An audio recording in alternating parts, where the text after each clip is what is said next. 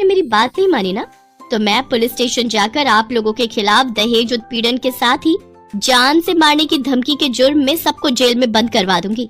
इसलिए जो मैं कहती हूँ वैसा ही करो चुपचाप से। नहीं नहीं बहू, ऐसा कुछ मत करना, तुम जो कहोगी हम वो करेंगे। इसके बाद जूली उन सबको काम पर लगा देती है।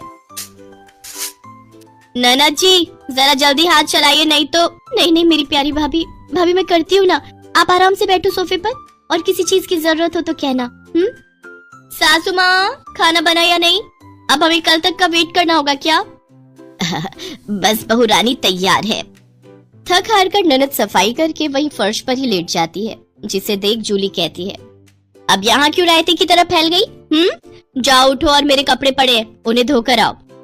तुम रहने तो ही ना देवरानी जी, कपड़े मैं धो देती हूँ। नहीं कोई जरूरत नहीं, मैंने कहा ना आज आपका छुट्टी का दिन है, आप कुछ नहीं करेंगी। उधर सास पसीने से तरबतर होकर रसोई से बाहर आती है और सबके लिए खाना लगाती है। उफ, ये कोई खाना है? इसकी तो शक्ल देखकर ही खाने का मन नहीं कर रहा। ले जाओ ये खाना, मुझे नहीं खाना, मैं अभी अपने लिए कुछ बाहर से ऑर्डर कर रही हूँ। लेकिन बहू मैंने इतनी मेहनत से बनाया है, पूरे 2 घंटे लगे हैं मुझे रसोई में खड़े हुए, तो मैं क्या करूँ? आप ससुर जी ये खाना ले जाकर बाहर कुत्तों को डालाना, और आपको जो मैंने सब्जी लाने का काम दिया था क्या वो आपने कर दिया? हाँ बहू, मैं बाजार से सब्जियाँ ले आया हूँ। Very good. अच्छा लिसन, शाम को मैंने घर पर पाजामा पार्टी ऑर्गेनाइज की है, तो अब आप तीनों जाओ और जल्दी से जाकर शाम के खाने की तैयारी करो। इसके बाद वो तीनों किचन में जाते हैं। हिना रोते हुए अपनी माँ से कहती है, माँ ये नई भाभी हमारे साथ ऐसा क्यों कर रही है? बड़ी भाभी ने तो कभी हमारे साथ ऐसा नहीं किया।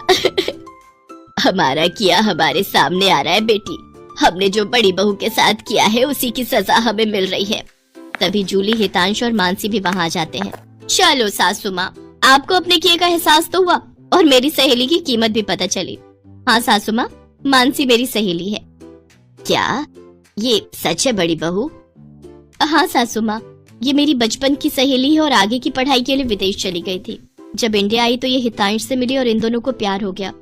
फिर जब हितांश ने मुझे इससे मिलवाया तो पता चला कि ये मेरी बचपन की दोस्त जूली है। सॉरी माँ जी, मैं आपके साथ ये सब करना तो नहीं चाहती थी, लेकिन आपने जो मेरी सहेली के साथ किया उसी का बदला लेने के लिए मैंने ये सब किया। बड़ी बहू हमें माफ कर दे, तेरी तकलीफ को हम समझ ही नहीं पाए।